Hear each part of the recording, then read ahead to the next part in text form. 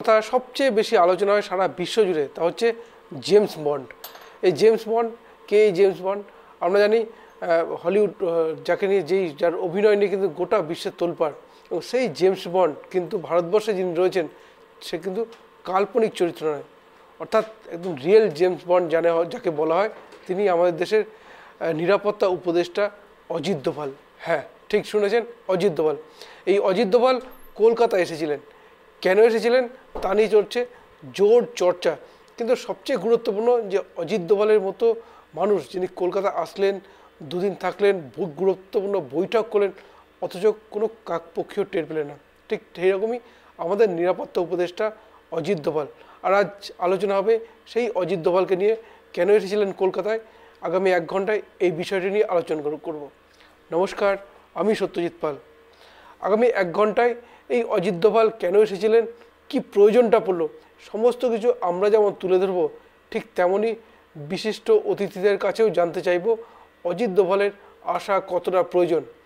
তার কারণ আমরা জানি গত 5ই আগস্ট বাংলাদেশের নির্বাচিত সরকার শেখ হাসিনা সরকার ক্ষমতাচ্যুত হয়, ক্ষমতা দখল করে বৈষম্য বিরোধী ছাত্র আন্দোলনের নেতারা, এবং এই মুহূর্তে প্রধান উপদেষ্টা হয়ে রয়েছেন মোহাম্মদ ইউনূস।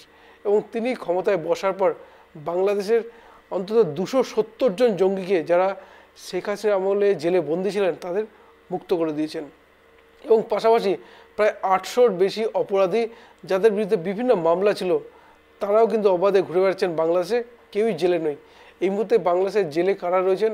যারা প্রতিবাদ করছেন আর বাংলাদেশের সংখ্যালঘুরা। আর এবার প্রশ্ন হচ্ছে, বাংলাদেশে এত কিছু হচ্ছে, আমরা কেন আলোচনা করছি, বা অজিত দোভালে কেন বাংলা এলেন? তখন তারপরেই মোহাম্মদ ইউনূস সরকারে বসার পর যে জঙ্গিদের মুক্তি দিয়েছেন, আনসারুল্লাহ বাংলা সহ বিভিন্ন জঙ্গি, এবং তারপরেই দেখা যায় জঙ্গি তৎপরতা বেড়েছে বাংলাদেশে।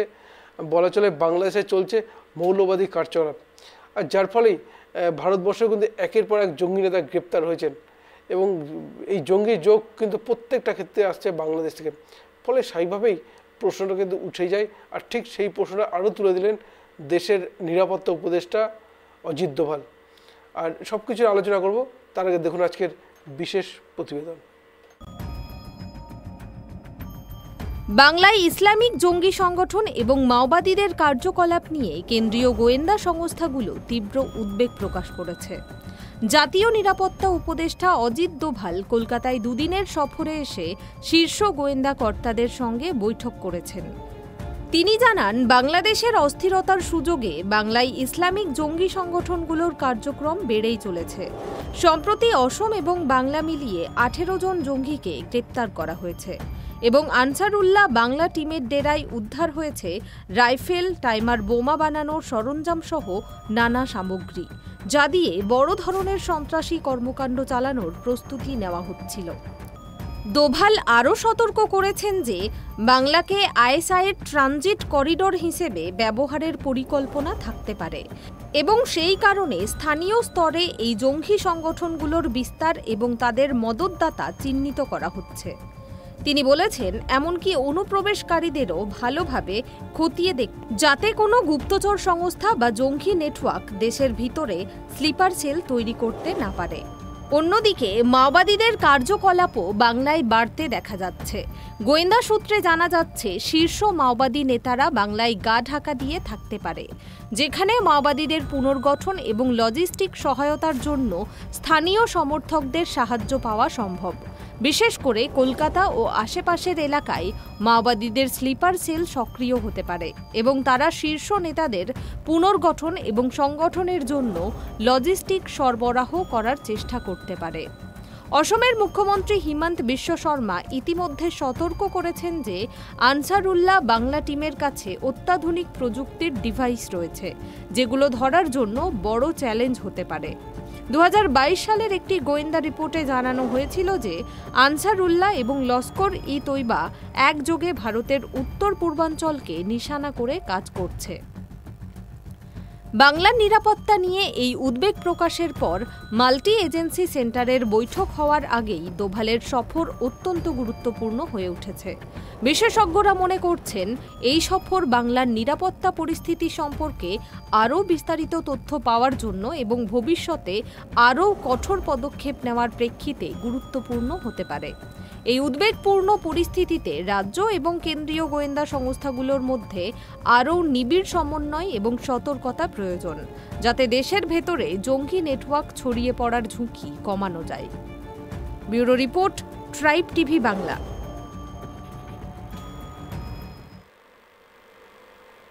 দেখলেন আমাদের বিশেষ প্রতিবেদন এবং বাংলাদেশের যে পরিস্থিতি, যার ফলে অজিত দোভালের এই যে বাংলায় আসা সবচেয়ে গুরুত্বপূর্ণ যে ইতিমধ্যে প্রায় 18 জন জঙ্গি কিন্তু গ্রেপ্তার হয়েছেন, কেউ বাংলা থেকে, কেউ কেরালা থেকে, কেউ অসম থেকে, কিন্তু প্রত্যেক জঙ্গিরই কিন্তু বাংলা যোগ রয়েছে।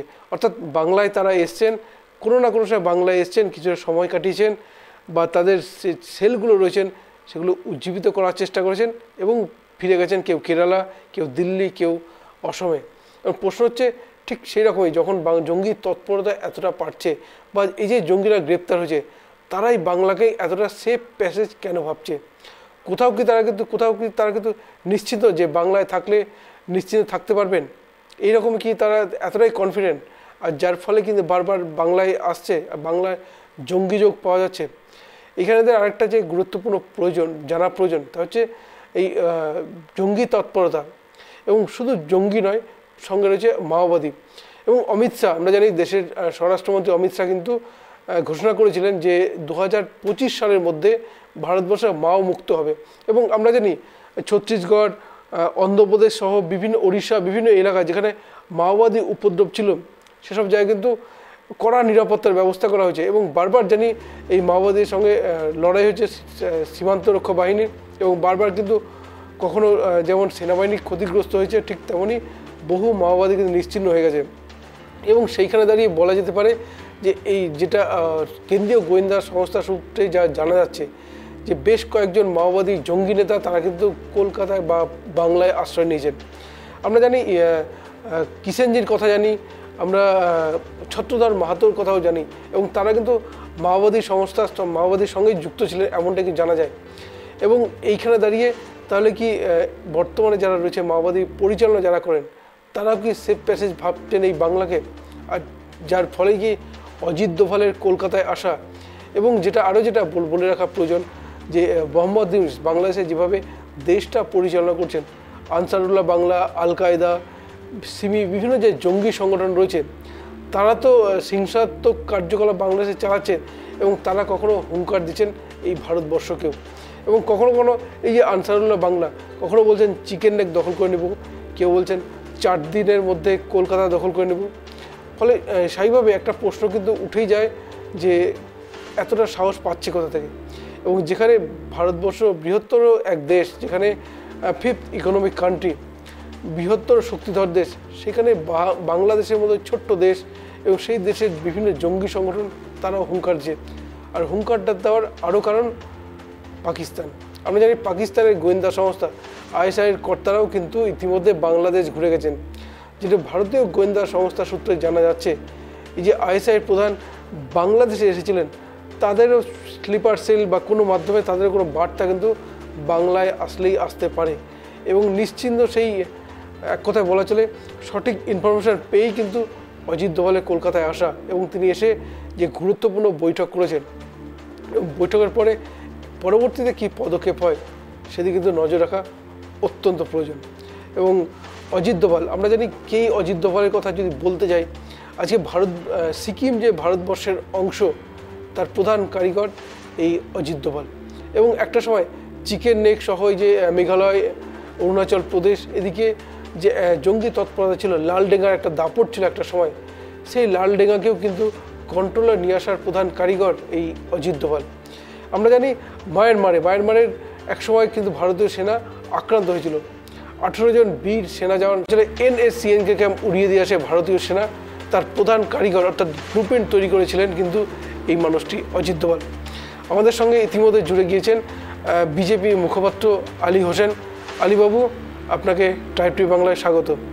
আলীবাবু, অজিত দোভাল কলকাতায় এসেছিলেন, দুদিনের বৈঠক করেন, গুরুত্বপূর্ণ বৈঠক করেন, এবং এক কথায় বলা চলে কোনো কাকপক্ষীয় কিছু টের পাননি যে অজিত দোভাল কলকাতায়। হঠাৎ কি এমনটা পড়লো যে দেশের নিরাপত্তা উপদেষ্টা অজিত দোভাল কলকাতায় আসলেন? আলীবাবু,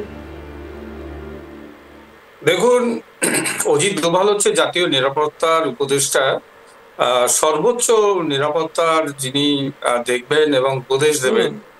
ভারতবর্ষের মাননীয় মোদীজি ওনাকে নিয়োগ করেছিলেন এবং যতবারই তিনি এই কাজ করেছেন সব জায়গাতেই তিনি সফল হয়েছেন বলে এইরকম সফল ব্যক্তিকে ভারত সরকারের প্রধানমন্ত্রী মাননীয় প্রধানমন্ত্রীজি মোদীজি অজিত দোভালকে এই দায়িত্ব দিয়েছেন এবং উনি এসছেন বাংলায় আসার কারণ হচ্ছে আমাদের পশ্চিম বাংলাটা হচ্ছে একটা জঙ্গিদের একটা পীঠস্থান বলা চলে, কারণ সেফ জোন জঙ্গিদের।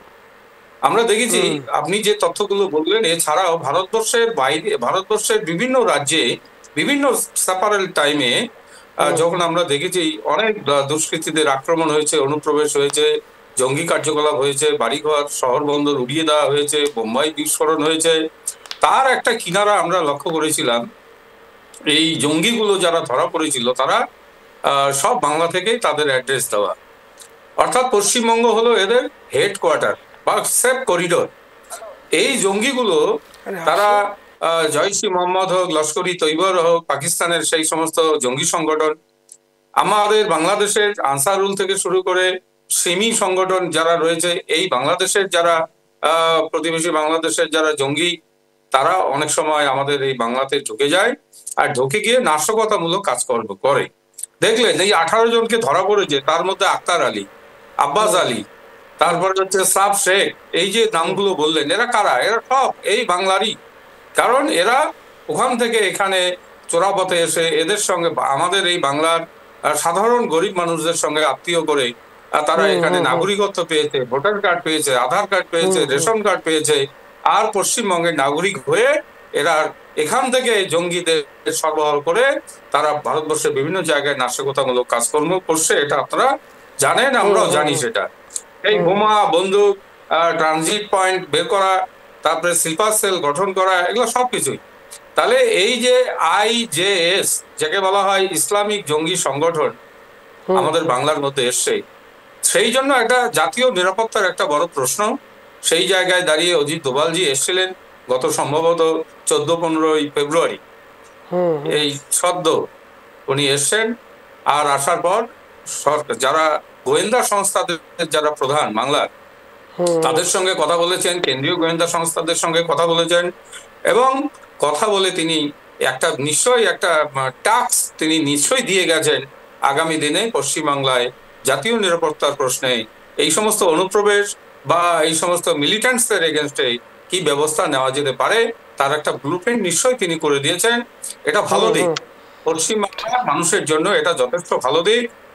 আর এটা আমরা চাই যে এরকম অজিত দোভালজি উনি বারবার আসুক এবং পশ্চিমবঙ্গের একটা দিক নিশা তিনি ঠিক করুক, বাংলার ঘাঁটি কেড়ে যে সমস্ত জঙ্গি সংগঠনগুলো রয়েছে তাদেরকে নির্মূল করুক এবং একই সঙ্গে এই বাংলার সরকারকেও বলুক যে আপনারা কেন এই সমস্ত অবৈধ লোকদের ভোটার কার্ড, আধার কার্ড, রেশন কার্ড বানিয়ে দিচ্ছেন আর এখান থেকে তারা জঙ্গি সংগঠনের কাজকর্ম ভারতবর্ষের বিভিন্ন জায়গায় নাশকতামূলক কাজকর্ম ছড়িয়ে দিচ্ছে, এটা বন্ধ করুন বা এর বিষয়ে আপনারা চিন্তা ভাবনা করুন। এর একটা সিগন্যাল বা এর একটা নির্দেশিকা নিশ্চয়ই রাজ্য সরকারকে দিয়ে গেছে বলে আমাদের মনে হচ্ছে। ঠিক ঠিক, অত্যন্ত গুরুত্বপূর্ণ কথা বলেন। আধার কার্ডের কথা, ভুয়ো আধার কার্ড তৈরি, প্যান কার্ড তৈরি, এই যোগ কিন্তু বারবার সামনে এসছে। আমরা পাসপোর্টের বিষয়েও জানি যে টাকা খরচ করলেই পাসপোর্ট পাওয়া যাচ্ছে, যেখানে পাসপোর্ট তৈরি করা কিন্তু অনেক কিছু গাইডলাইন্স রয়েছে, কিন্তু দেখা যাচ্ছে এই জঙ্গিরা খুব সহজে বা অনুপ্রবেশকারীরা খুব সহজেই পেয়ে যাচ্ছে পাসপোর্ট। প্রশ্ন কিন্তু উঠেই যায়, তাহলে এই আছে কতদূর, অর্থাৎ জাল কতদূর বিস্তৃত, একটা প্রশ্ন কিন্তু উঠেই যায়। আলীবাবু, আরেকটা জিনিস আপনাকে জানতে চাইবো যে অজিত দোভাল যে আসলেন, তিনি কলকাতায় এসে বৈঠক করেছেন, আমাদের রাজ্যের যারা রয়েছেন উচ্চপদস্থ আধিকারিকরা, বিশেষ রাজ্য সরকারের, তাদের কাছেও নিশ্চয়ই খবর ছিল, কিন্তু এই খবর কিন্তু কোনো কাকপক্ষীয় টের পেল না। প্রশ্ন হচ্ছে যে জঙ্গি তৎপরতা বাড়ছে বাংলায়। আমরা জানি আইএসআইয়ের প্রধান তারা কিন্তু রীতিমতো বাংলাদেশে মিটিং করে গেছেন। তো তাদেরও কি এই আইএসআই যোগের কি কোনো সন্ধান কি বাংলায় পাওয়া যাচ্ছে আলিবাবু? না, একটা বিষয় দেখুন সত্যজিৎ বাবু, বিষয়টা হচ্ছে বাংলাদেশে যে অস্থিরতা চলছে সাম্প্রতিক আগস্ট মাসের 5 তারিখের পর থেকে 24 আগস্ট মাস থেকে আজ পর্যন্ত বাংলাদেশে যে ইউনিট সরকার, ওটা তো একটা অবৈধ সরকার আমরা মনে করি। কেন? যেহেতু তারা নির্বাচিত নন।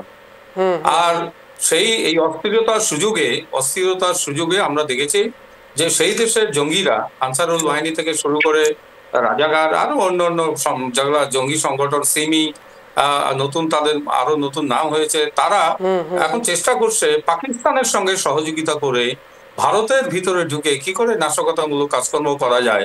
আর এই ব্যাপারে পাকিস্তান যথেষ্ট ইন্টারেস্টেড। কেন? যে এইবার ভারতের সঙ্গে একটা লড়াই করার জন্য, জঙ্গিদের মাধ্যমে লড়াই করার জন্য ওদের একটা সেফ বন্ধু ওরা বাংলাদেশের কাছ থেকে ওরা পেয়ে যাচ্ছে, এরকম ওরা ভাবা শুরু করেছে। সেই কারণে আমাদের জাতীয় নিরাপত্তা উপদেষ্টা মাননীয় অজিত দোভালজি এসেছেন যে পাকিস্তান যখন ওই কাশ্মীর আর হলো হিমাচল প্রদেশ বা ওই পাঞ্জাব সীমান্ত দিয়ে যখন তারা কিছুই করতে পারছে না, তাই তাদের হয়তো তাদের একটা উত্তর পূর্বাঞ্চলের দিকে একটা নজর থাকতে পারে এই আশঙ্কা করে। এবং আশঙ্কাও শুধু না, এটা সত্য ঘটনা। কারণ যে জঙ্গিরা ধরা পড়েছে তাদের কাছ থেকে যে সমস্ত রিপোর্ট বা যে সমস্ত প্রমাণাদি পাওয়া গেছে, সেখানে পাকিস্তানের অর্থাৎ লস্কর-ই তৈবা, জৈশ ই মোহাম্মদ, এই সমস্ত পাকিস্তানের জঙ্গি সংগঠনের কিছু তথ্য পাওয়া গেছে। সেই জন্য বাংলা যে একটা ওদের যে ট্রানজিট পয়েন্ট, এই বাংলাকে ওরা হাতিয়ার করতে পারে বলে অজিত দোভালের এই 15 এই দুদিনের সফর। এবং নিশ্চয়ই বাংলার যারা গোয়েন্দারা রয়েছে বা কেন্দ্রীয় সরকারের যারা গোয়েন্দা রয়েছে তাদের সঙ্গে কথা বলেছেন কি করে এর থেকে নিবৃত্তি পাওয়া যেতে পারে। একদমই তাই। মানে বলা চলে এই যে কিছুদিন আগে আমরা দেখেছি প্রধানমন্ত্রী নরেন্দ্র মোদী আমেরিকায় গিয়েছিলেন এবং সেখানে কিন্তু আমেরিকার রাষ্ট্রপতি ডোনাল্ড ট্রাম্প বাংলাদেশ সম্পর্কিত যাবতীয় দায়িত্বভার কিন্তু নরেন্দ্র মোদীর হাতে দিয়েছেন। এবং তারপরেই দেখা গেলো শেখ হাসিনা ভার্চুয়ালি বক্তৃতা দিলেন এবং তারপরেই পরপর অজিত দোভালের কলকাতায় আসা। কোথাও কি বাংলাদেশের জন্য কি কোনো ব্লুপ্রিন্ট তৈরি হচ্ছে আগামী দিনে, হতে পারে? না, দেখুন, বাংলাদেশ একটা ওরা স্বাধীন দেশ আছে, ওরা আমাদেরই দেশ থেকে বিচ্ছিন্ন হয়ে তারা দেশ গঠন করেছে, ঠিক আছে। কিন্তু সেই দেশে যে রাজনৈতিক অস্থিরতা শুরু হয়েছে, সেই রাজনৈতিক অস্থিরতা তাদেরই মোকাবিলা করতে হবে। এটা আমরা এখানে থেকে গিয়ে চাপিয়ে দিয়ে সেখানে ঘাড়ের উপর বসে সব করবো সেরকম বিষয় না। আমরা চাবো বাংলাদেশের অস্থিরতার পরিবেশটা যেন শান্ত থাকে, তারা যেন শান্তিপূর্ণভাবে নির্বাচনের মাধ্যমে গিয়ে সেই দেশে একটা গণতান্ত্রিক সরকার বা নির্বাচিত সরকার প্রতিষ্ঠা করতে পারে।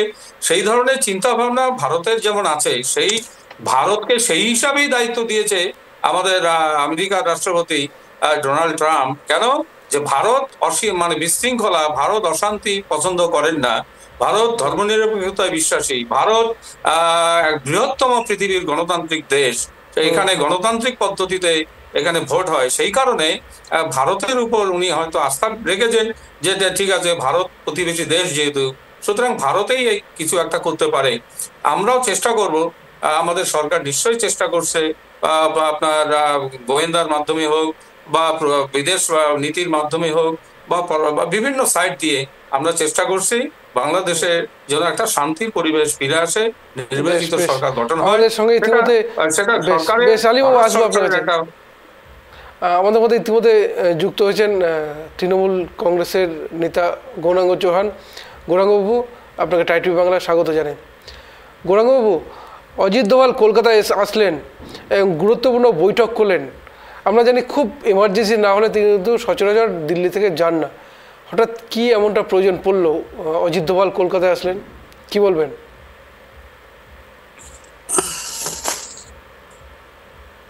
হ্যাঁ, সকলকে শুভ সন্ধ্যা। শুভ সন্ধ্যা। গুরুত্বপূর্ণ বিষয় রয়েছে যে দেখুন, অজিত দোভাল কলকাতায় এসেছেন, খুব ভালো খবর। কেন্দ্র সরকার সমস্ত নিরাপত্তার বিষয়গুলোকে সুনিশ্চিত করতে চাচ্ছে, সবকিছু ঠিক আছে। আমাদের এটাতে সব সময় রাজ্য সরকার সহযোগিতা করবে, কারণ কোন ধরনের জঙ্গি অনুপ্রবেশ এবং বাংলাকে অশান্ত সৃষ্টি করা, বাংলার মাধ্যমে, কারণ বাংলাদেশ তো পুরোটা অংশই, বেশিরভাগটা অংশই তো পশ্চিমবঙ্গের সাথেই তাদের বর্ডার লাগোয়া এলাকা। হ্যাঁ, একদম একদম তাই। এটাকে অজিত ওনাকে আসাটা দরকার ছিল। সব থেকে বেশি দরকার যে বিএসএফরা যারা রয়েছে এবং যেখানে কাটা তারের ঘেরাগুলো দেওয়া হয়নি এখন পর্যন্ত, সেখান দিয়ে হয়তো বা রাতের অন্ধকারে বিভিন্ন ভাবে যারা যারা জঙ্গিরা সহজে ঢুকে যাওয়ার চেষ্টা করছে, বা এটাই একটা সেফ জোন হিসাবে ঢুকে যাওয়ার একটা চেষ্টা, বা এখান থেকে চলে যাচ্ছে বিভিন্ন দিকে। যদিও জম্মু কাশ্মীরেও ওই 2000 টাকার নোট চালু করার পরে বলা হয়েছিল চিপস লাগানো থাকবে আর কোনো জঙ্গি অনুপ্রবেশ হবে না, কিন্তু তারপরেও আমরা পুলওয়ামা থেকে শুরু করে বড় বড় দুর্ঘটনাও দেখেছি এবং হয়েছে। কিন্তু কোনোভাবেই ভারতের নিরাপত্তার ক্ষেত্রে এটা আনন্দের বিষয় নয়। সে যে দলই করুক আর যে রাজনৈতিক দল বা যে সরকারি ক্ষমতায় থাকুক না কেন, যেখানে ভারতের প্রশ্ন চলে আসবে, দেশের প্রশ্ন চলে আসবে, সবাইকে ঐক্যবদ্ধ রূপে আমাদেরকে কাজ করতে হবে। আমাদেরকে সহযোগিতাকে সকলকে মিলেমিশে একসাথে, কারণ ভারত শক্তিশালী রাষ্ট্র এবং ভারত কখনো পাকিস্তান, বাংলাদেশ বা যারা ভারতকে দখল করতে চায়, ভারতে এসে বাইরে থেকে বলে, বাংলাদেশ থেকে বলে আমরা যে কোনো সময় কলকাতা দখল করে নিতে পারি, চিকেন নেক দখল করতে পারি, আর আবার দিল্লিতে মুম্বাইতে গিয়ে ফিল্ম স্টারদের বাড়িতে ঢুকে এত অ্যাটাক করে চলে যায় বা কাশ্মীরেও বিভিন্ন সময় দেখা যাচ্ছে যে জঙ্গিরা হচ্ছে সৈন্যদেরকে মেরে দিচ্ছে, আমার ভারতীয় আর্মিদেরকে সেনা ছাউনিতে, এগুলো সব দেখা যায়। কিন্তু এগুলোকে কোনোভাবেই বরদাস্ত করা যায় না। উনি এসে প্রথমেই সবার আগে ওনার ফার্স্ট অ্যান্ড ডিউটি হওয়া উচিত যে একদম বিএসএফদের সাথে বসা, যারা বর্ডার সিকিউরিটি, যারা বর্ডারের দায়িত্বে রয়েছেন, যারা প্রতিদিন নিরাপত্তা, সেটাকে দ্বিগুণ, তিনগুণ, চারগুণ করে দিতে হবে। তার কারণ হচ্ছে বাংলাদেশ এবং পশ্চিমবঙ্গ একদম লাগোয়া, বা একমাত্র ঢোকার রাস্তা কিন্তু এইটাই। যেহেতু তাহলে আরো তো অন্য জায়গা রয়েছে, কিন্তু এই দিকটা খুব গুরুত্ব। আরো দ্বিগুণ, তিনগুণ, চারগুণ সেনা ছাউনি বাড়াতে লাগবে, কাঁটাতারের বেড়াগুলোকে যেখানে হয়নি সেগুলো দিতে হবে, এবং কোনো প্রকার কম্প্রোমাইজ, দেশের নিরাপত্তা, এই সরকার একে এখানে জঙ্গি ঢুকলো, আলটিমেট লস কিন্তু, বা আলটিমেট কিন্তু কোশ্চেন কিন্তু ভারতবর্ষের ক্ষেত্রে বিপদ আসবে। পশ্চিমবঙ্গ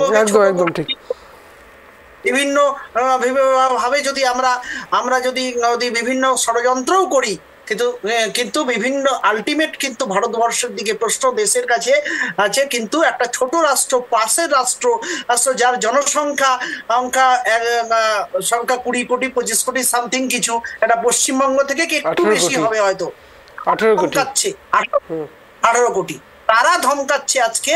এবং বাইরে থেকে জঙ্গি নিয়ে এসে, আমি দেখলাম বাংলাদেশে কালকে একটা ভিডিও ভাইরাল হয়েছে আইএস জঙ্গি মহিলা, সে হচ্ছে বাংলাদেশের রাস্তায় হচ্ছে হেঁটে বেড়াচ্ছে পতাকা নিয়ে। এই যে বিষয়গুলো, এগুলো কোনোভাবেই বরদাস্ত করা যাবে না। এবং অজিত ডোভালজিকে আমি অনুরোধ করব যে বিএসএফদের সাথে বসে নিয়ে নিরাপত্তাকে 3 গুণ 4 গুণ, এবং এর ভিতরে যদি কোনো ষড়যন্ত্রকারীও থাকে আগে, এবং সেটাকেও চিহ্নিত করে ব্যবস্থা নেওয়া উচিত। এটাকে আমরা চাই। এটা ঠিক অত্যন্ত গুরুত্বপূর্ণ, তার কারণ দেশের নিরাপত্তা যেখানে রয়েছে সেখানে অজিত দোভালের এই কলকাতায় আসা কিন্তু অত্যন্ত গুরুত্বপূর্ণ। আর যার ফলে আমরা এর আগেও যদি বলি যে অজিত দোভাল তিনি কিছুদিন আগে চীনে গিয়েছিলেন, চীনে যাওয়ার পরে কিন্তু একাধিক তার সাথে গুরুত্বপূর্ণ বৈঠক হয়েছে। এবং এর মধ্যে যদি বলি বাংলাদেশে যে অরাজকতার সৃষ্টি হয়েছে, যে জঙ্গি নেতারা যারা 4 দিনে কলকাতা দখল করে নেব মন্তব্যগুলো করে চলেছেন, এই যে চিকেন নেক দখলের কথা বা 7 সিস্টার্স দখলের বক্তব্যগুলো, প্রশ্ন কিন্তু একটা তো আশঙ্কা তো তৈরি হয়ে যায় যে জঙ্গিদের এত স্পর্ধা, এত সাহস হয় কোথা থেকে?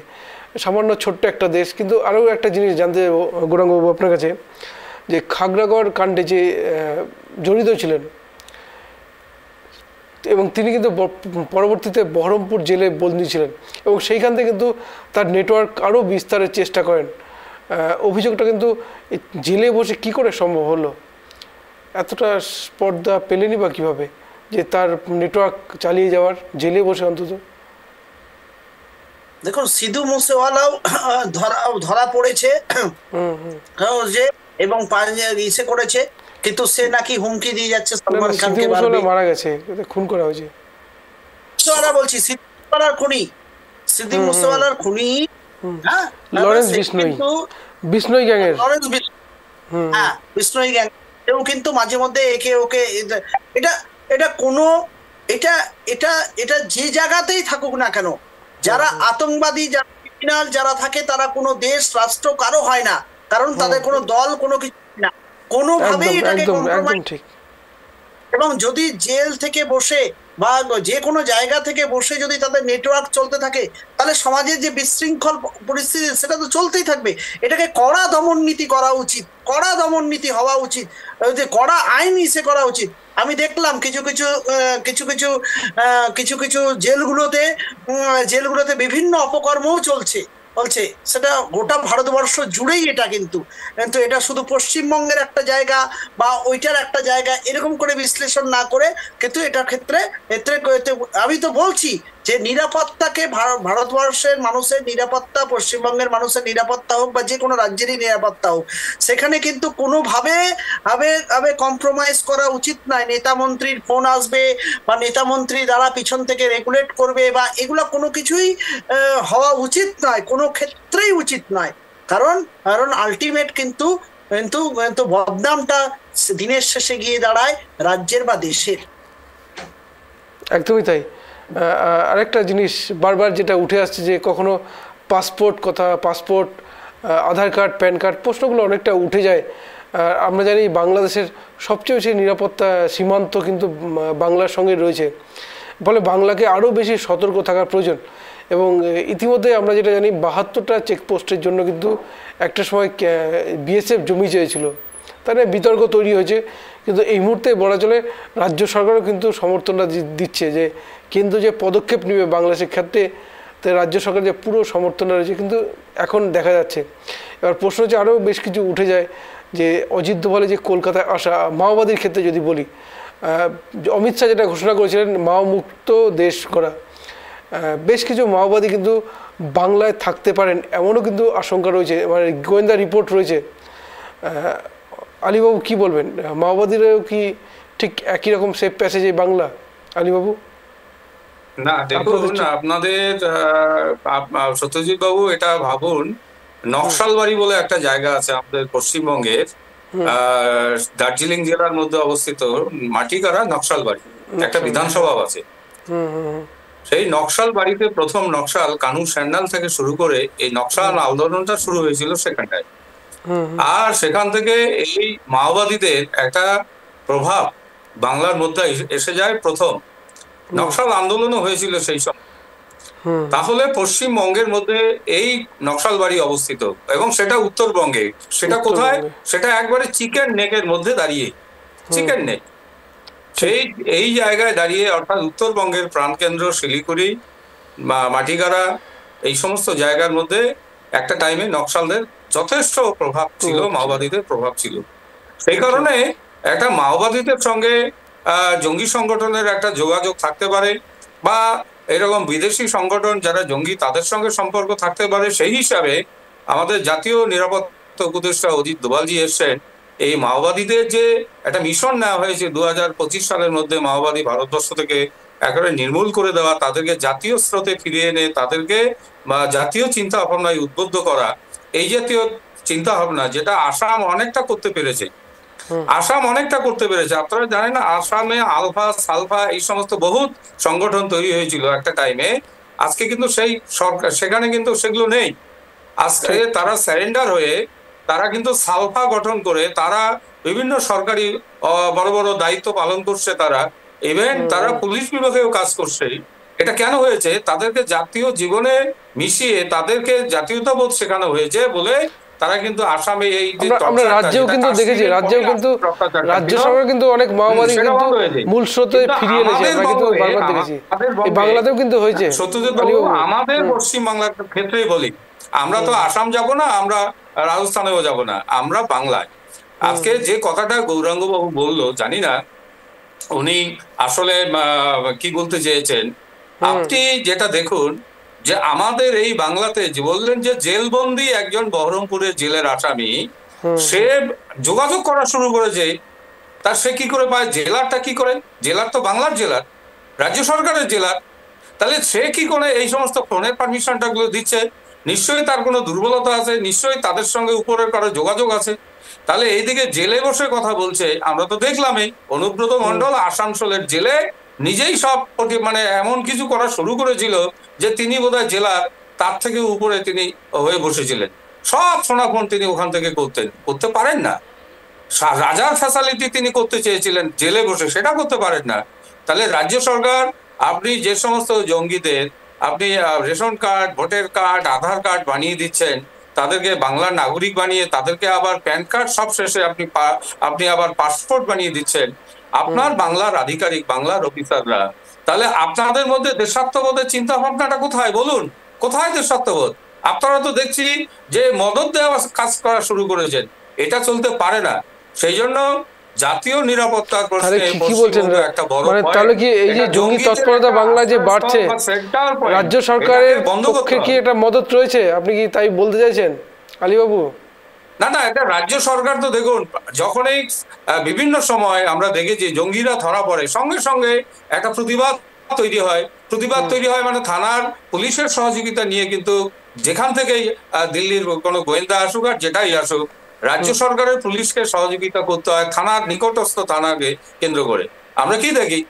থানা বলছে আপনি ওয়েট করুন, আমরা দেখছি, ব্যাস দেখে আলাদা খবর হয়ে গেল, তারপরে আর জঙ্গি খুঁজে পাওয়া যাচ্ছে না। তাহলে যত জঙ্গি ধরা পড়েছে তার প্রায় 90% জঙ্গিরাই হচ্ছে কলকাতায়, তাদের শেল্টার পয়েন্ট কলকাতায়, তাদের আশ্রয়স্থল এখানেই, তাদের হোম অ্যাড্রেস। তা কি করে এটা হয়? গৌরঙ্গবাবুকে বলতে যাচ্ছি, ঠিকই বলছেন, আপনার সঙ্গে আমি একমত, কিন্তু সরকারের যে সিস্টেম, সরকারের সিস্টেমকেও কিন্তু সেইভাবে এগিয়ে আসতে হবে। সরকার যদি ধরিমাস নাসুই পানি করে তাহলে তো সম্ভব না। এটা কিসের জন্য করে? এটা হচ্ছে দেখুন, যত সব জঙ্গির কথা বলা হচ্ছে তার 90% জঙ্গি কিন্তু সংখ্যালঘু, অর্থাৎ মুসলিম জঙ্গি। এরা সিমি, এরা জয়সি মোহাম্মদ, এরা আনসারুল গোষ্ঠী, এরা কারা? সব মুসলিম। তাহলে এখানে এই রাজ্য সরকার কেন জঙ্গিদের উপর দুর্বল, এইটাই হলো আমাদের সবচেয়ে বড় প্রশ্ন। এটা আমরা চিন্তা ভাবনা করছি, সেই জন্য অজিত দোভাল এসছেন। আর অজিত দোভাল এসছেন, তার কিন্তু খবর হয়নি, ফলাও করে কোনো কিছু করা হয়নি। এটা নিশ্চয়ই এটা আলোচনার বিষয় ছিল, আজকে আপনারা আলোচনা করছেন, কিন্তু 14-15 তারিখে যখন তিনি এসেছিলেন তখনই নিশ্চয়ই একটা আলোচনার কেন্দ্রবিন্দু হওয়া উচিত ছিল যে কেনই তিনি আসলেন। আর অবশ্যই আর সেটা সরকারি বিষয় আছে, দলের কোনো ম্যাটার না, কোথায় যাবেন, দলের কোনো ম্যাটার না, ওনার সরকারি সফর। উনি কিন্তু রাজনৈতিক ব্যক্তিত্ব নন যে উনি কোথাও যাবেন সেটা প্রচার করে যাবেন। সেটাই বলছি, উনি একদম কিন্তু কড়া নিরাপত্তার মধ্যে আছেন। এটা তো একটা বড় বিষয়, গোপনে সূক্ষ্মভাবে কাজ করেন। প্রচার চাই না, দলের হয়ে প্রচারও করতে চাই না, দলের না। আমরা যেটা চাইছিলাম যে সরকারিভাবে একটা বিবৃতি তো কমসে কম রাজ্য সরকারের বিবৃতি হতো, সেটা তো হয়নি। না, নিষেধ ছিল হতে পারে, কারণ অজিত দোভাল কিন্তু এইভাবেই অপারেট করেন। আমরা এর আগে আইএসআই জঙ্গির হাতে ভারতবর্ষের 46 জন নার্স কিন্তু গ্রেপ্তার হয়েছিল সিরিয়াতে। ঠিক সেই সময় কিন্তু কেউ কোথায়, অজিত দোভাল কোথায়, সিরিয়াতে, সবাইকেও কিন্তু অবাক করে দিয়েছিল, অনেকেরই অজানা ছিল। তো তারপরে কিন্তু 46 নার্স কিন্তু ফিরিয়ে নিয়ে আসেন এই মানুষটা। এবং বলে রাখি আপনাকে, যে সিরিয়া বা যে আইএসআই আমেরিকাকে মানে না, রাশিয়াকে মানে না, সেই আইএসআই কিন্তু সেবার অজিত দোভালের কাছে মাথা নত করেছিল, আর যার ফলে কিন্তু 46 জন নার্স কিন্তু ফিরে এসেছিলেন দেশে। অনেকগুলো প্রশ্ন তুললেন আপনি গৌরাঙ্গবাবুর দিকে, যে রাজ্য সরকার কোথাও ঢিলে ঢালা ব্যবস্থা রয়েছে, যার ফলেই বাড়ছে তৎপরতা। বেশ, এই সব কিছু নিয়ে আলোচনা করব আমরা। তার আগে ছোট্ট একটা বিরতি নিয়ে নিচ্ছি, ফিরে আসছি বিরতির পর, সঙ্গে থাকুন।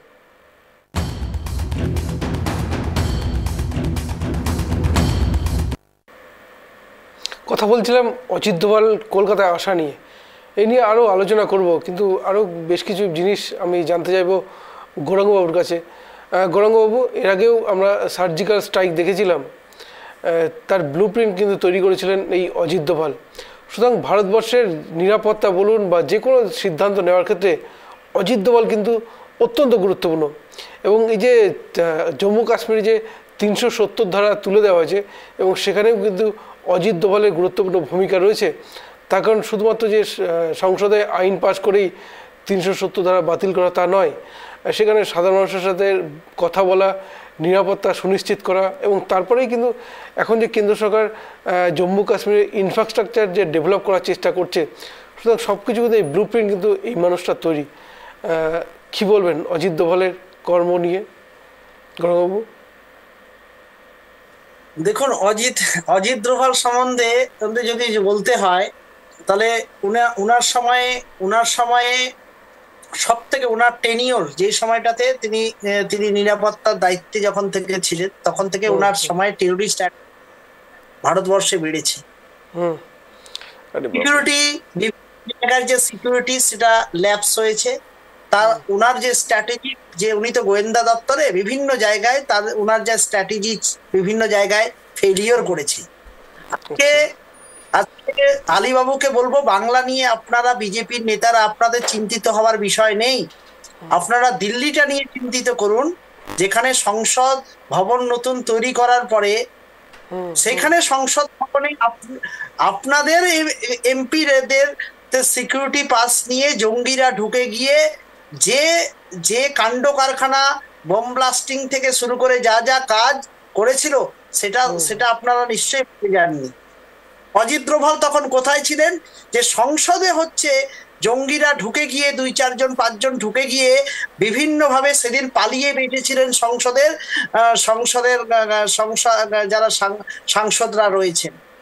প্রধানমন্ত্রী সেদিন হাওয়া হয়ে গেছিলেন, রাষ্ট্রপতি সেদিন হাওয়া হয়ে গেছিলেন।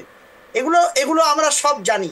টেরোরিস্ট অ্যাটাক দোভালের সময় প্রচুর বেড়ে গেছে, এবং ইন্টেলিজেন্সের ব্যর্থতা প্রমাণিত হয়েছে। বাংলা নিয়ে চিন্তা করার আপনাদের বিষয় নেই। বাংলাতে মমতা বন্দ্যোপাধ্যায় আসার আগে যে মাওয়িস্ট ছিল পশ্চিম মিদনাপুর, ঝাড়গ্রাম অঞ্চলে, আজকে একটাও মাও খুন দেখা যায় না। আজকে 2011 সালে ক্ষমতায় আসার পরে মমতা বন্দ্যোপাধ্যায় যে পাহাড়ে আপনারা তো পাহাড় উত্তরবঙ্গ ভাগ করবে। আমি একটা কথা বলবো, ওনা এখন একটু না বলে নয়, একটু বলতে দিন, বলুন আপনার সময় আপনি বলবেন প্লিজ। আজকে পাহাড়ের ক্ষেত্রে গুরুং গোষ্ঠীদেরকে অক্সিজেন দিয়ে পাহাড়ে খুন সন্ত্রাসের যে রীতি চলছিল, পাহাড় শান্ত, জঙ্গলমহল শান্ত। আপনাদের বাংলা নিয়ে ভাবার দরকার নেই, আপনাদের দেশ নিয়ে ভাবা উচিত। আর অজিত দোভাল সাহেবকে আমি অনুরোধ করব যে উনি যেহেতু আইএসআই একজন মহিলা, কদিন আগে বাংলাদেশের রাস্তায় পতাকা হাতে নিয়ে ঘুরতে দেখা গেছে এবং স্কেটিং করতে রাস্তা দিয়ে চলতে গেছে, সেই জায়গাটায় উনি এসেছেন। উনাকে প্রথমে বিএসএফ দের সাথে, বর্ডার সিকিউরিটি ফোর্স যারা দায়িত্বে রয়েছে তাদের সাথে আমি বসতে বলবো, এবং সেই সিকিউরিটি বিষয়টাকে আরো বাড়াবেনটা আপনারা কোথা থেকে? বিএসএফ এর রিক্রুটমেন্ট বন্ধ করে দিয়েছেন, সৈন্যবাহিনীতে লোক নেওয়া বন্ধ করে দিয়েছেন, লোকটা পাবেন কোথায়? আপনাদের তো যারা কাজ করতো তারা রিটায়ার্ড করে গেছে, সেই টাকাগুলো ফাঁকা। আর এদিকে হচ্ছে নিরাপত্তা খাতে সব থেকে বেশি ব্যয় হচ্ছে, সেই টাকাগুলো কোথায় যাচ্ছে? এটা যদি তদন্ত হয় তাহলে বড় বড় নেতারা, অমিত শাহ থেকে শুরু করে প্রত্যেকে কোথায় গারদে গিয়ে পুষবেন সব আমাদের জানা আছে। দেশটাকে বিক্রি করে, দেশের নিরাপত্তাকে দুর্বল করে অন্য দেশের কাছে আমাদের ভারতবর্ষকে ছোট করে দেওয়ার চেষ্টা, পশ্চিমবঙ্গের মাধ্যমে অনুপ্রবেশকে, যেহেতু পশ্চিমবঙ্গে ক্ষমতায় আসতে পারেন নাই, তাই জন্য সব টার্গেট পশ্চিমবঙ্গে বারবার করে ড্রোন নিয়ে ঘুরে বেড়ান। আপনারা দেখেছিলাম শাহজাহানের সন্দেশখালীতে ভোটের আগে আপনারা কি সব মেশিন পত্র, ড্রোন ফ্রোন নিয়ে শেষে পেলেন একটা বল পেয়ে নিয়ে বাড়ি চলে গেলেন, আর 4 দিন ধরে নিউজ করে গেলেন। এটাও তো অজিত দোভালের ফেলিওর বা ব্যর্থতা ছিল। অনেক ব্যর্থতার মধ্যে এটাও একটা ব্যর্থতা ছিল বিভিন্ন কিছু নিয়ে কি সব যেন স্বয়ংক্রিয় যন্ত্র ঘুরতেছিল বাড়ি ঘুরে, কি পেল? একটা ছোট বল নিয়ে বাড়ি চলে গেল। এগুলো বাংলাকে অপমান করার, ছোট করার যে চেষ্টা ভোটের আগে, এগুলো চলবে। কিন্তু ভারতের নিরাপত্তা নিয়ে যখন প্রশ্ন আসবে তখন কিন্তু পশ্চিমবঙ্গ সরকার ইজ কোয়াইট এনাফ, এরা পশ্চিমবঙ্গ সরকারের Mamata Bandyopadhyay very rough and tough, তিনি কিন্তু যখনই কোনো কারো ষড়যন্ত্রের মাধ্যমে বা কোনোভাবে যদি একটা জঙ্গিও ঢুকেছে, তাকে কিন্তু সবার আগে কিন্তু আমাদের রাজ্য সরকারের পুলিশই ধরেছে। বিএসএফ ধরতে পারে নাই, বিএসএফ তো পার করে দিচ্ছে রাতের অন্ধকারে।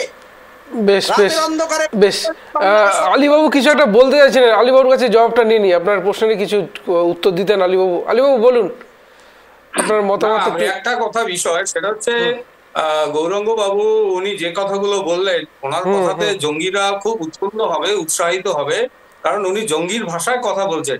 অজিত ডোভাল হচ্ছে আমাদের জাতীয় নিরাপত্তা উপদেষ্টা, তিনি আমাদের পার্টির লোকও না কিছুই না।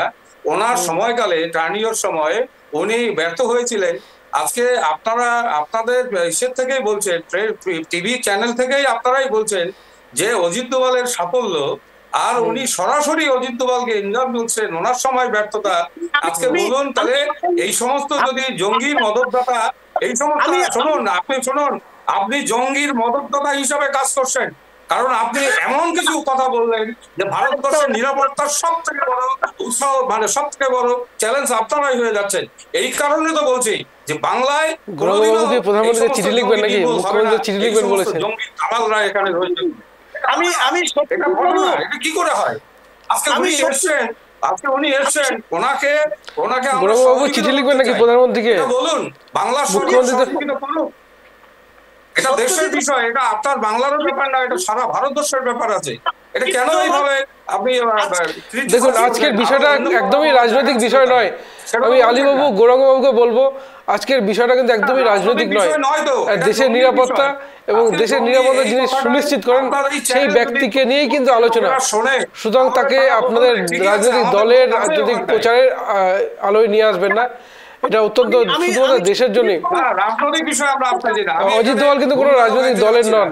আমরা যেটা গুণগান যাচ্ছি, যেটা বলতে যাচ্ছি যে ন্যাশনাল সিকিউরিটি প্রশ্ন আমাদের বাংলায়, কেন বাংলা থেকে জঙ্গিরা ভারতবর্ষের বিভিন্ন রাজ্যে গিয়ে প্রশ্ন তো উঠে আসে, বেশ কয়েকজন জঙ্গি কিন্তু বাংলা থেকে গ্রেফতার হয়েছে। বাংলা, এই কথাটা আপনি স্বীকার করুন গৌরাঙ্গ বাবু, এই কথা স্বীকার করুন। সরকার কেন পশ্চিমবাংলায় এত জঙ্গিদের ঘাঁটি, কেন পশ্চিমবঙ্গে জঙ্গিদের এত সেন্টার, এটা বলুন। কথা বলবো আমি সত্যজিৎ বাবু, আমার বললাম যে অজিত ডোভালের বিষয়টাকে কি আমরা কখনোই যে উনি এসেছেন ওনাকে স্বাগত জানানো হচ্ছে না, বিষয়টা নয়। উনি স্বাগত নিতে আসেননি, এটা আরেকবার বলে রাখি। উনি কিন্তু একদম গোপনে এসেছেন, উনি স্বাগতের জন্য আসেনি, তাহলে হয়তো বহু মিডিয়া থাকতো।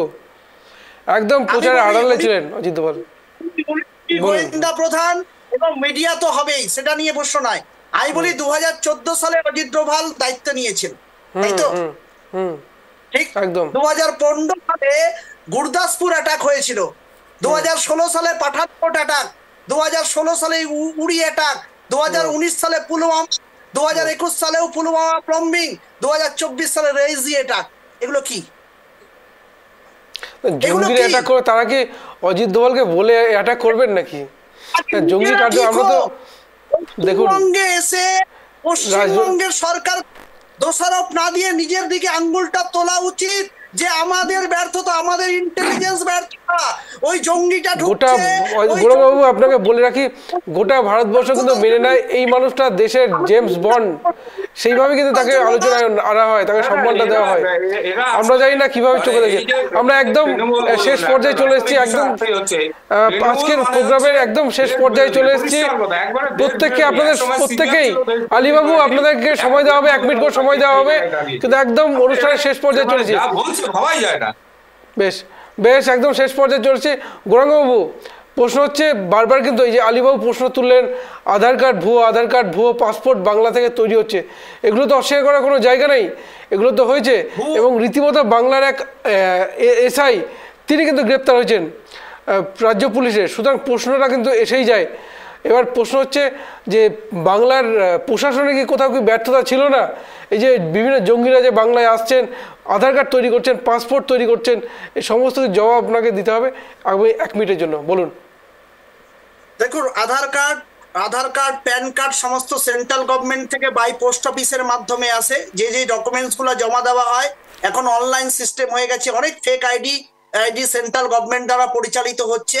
এবং আধার কার্ড তৈরিতে বিজেপির নেতা, যিনি বিজেপির পদ্মফুলে ভোটে দাঁড়িয়েছিলেন তিনি হচ্ছে অ্যারেস্ট হয়েছেন। এই সেন্ট্রাল গভর্নমেন্টের যে প্রজেক্ট গুলো চলে সেগুলোতে বেশিরভাগই বিজেপির নেতা কর্মীরা যুক্ত থাকে, এবং পিছন দিক থেকে আড়াল করে দিয়ে বিভিন্ন অপকর্মের সৃষ্টি করে। সেগুলোকে কিন্তু রাজ্য সরকার একে একে করে আমাদের মমতা বন্দ্যোপাধ্যায়ের নেতৃত্বে রাজ্য পুলিশ তৎপর হয়ে তাদেরকে ধরছে, এবং সেগুলো সব দেখা যাচ্ছে। এটাতে বাংলাকে অশান্ত। আজকে একটি গ্রামে দেখলাম 4,500-এর মতো ভুয়ো ভোটার তৈরি পাঠিয়ে দেওয়া হয়েছে ইলেকশন কমিশনকে সহযোগিতা নিয়ে। এইগুলো বাংলাকে অশান্ত করে দেওয়ার একটা চেষ্টা, এবং বাংলায় জঙ্গি অনুপ্রবেশ বিজেপি ঘটাচ্ছে বিএসএফ দের মাধ্যমে বাংলাকে অশান্ত করে দেওয়া। কিন্তু রাজ্য পুলিশ মমতা বন্দ্যোপাধ্যায়ের নেতৃত্বে তাদেরকে ঘাড় ধাক্কা দিয়ে বের করে জেলের গারদে ঘুরছে।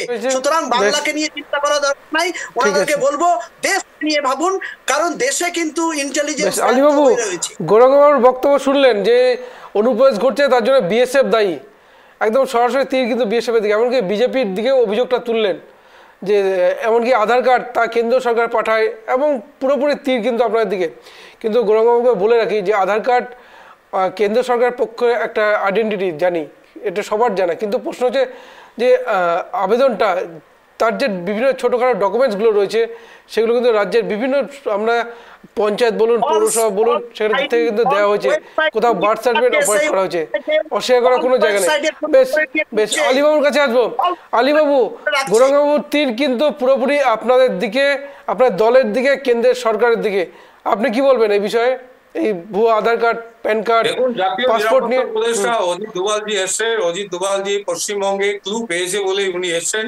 পশ্চিমবঙ্গে নিরাপত্তা, পশ্চিমবঙ্গে জঙ্গি, পশ্চিমবঙ্গে সিমি, পশ্চিমবঙ্গে এই সমস্ত জঙ্গি মলিকুলরা এখানে এসে ঘাঁটি ঘিরে বসে আছে। খাগড়াঘাট তার প্রমাণ থেকে শুরু করে আরো বহুত কিছু ঘটনা আমাদের পশ্চিমবঙ্গ প্রমাণ দেয়। আমরা দেখেছি সাপ শেখ, আব্বাস আলী, এরা জঙ্গিদের মদতপুষ্ট হয়ে বিভিন্ন জায়গা, এরা ট্রানজিট পয়েন্ট তৈরি করেছে। তাই বাংলায় যে একটা নাশকতামূলক কাজকর্ম আরো বড় ধরনের হবে, এবং এখান থেকে জঙ্গিরা ভারতবর্ষের বিভিন্ন রাজ্যকে বিভিন্ন সময় তারা তোমার বোমা বিস্ফোরণ করে ভারতবর্ষের যে মানে যেটা ধর্মনিরপেক্ষতা সেটা নষ্ট করে দিয়েছিল। এবং সেই কারণে আমরা দেখেছি যে দোভালজি আমাদের বাংলায় এসেছে, এবং বাংলায় এসে তাদের গোয়েন্দা প্রধানদের সঙ্গে তারা কথা বলেছে, এবং একই সঙ্গে আমাদের যে চিকেন নেক থেকে শুরু করে সীমান্ত সুরক্ষা, এখানে ফেন্সিং গঠন, ফেন্সিং তৈরি করা, সবকিছু বিষয় উনি এসছেন।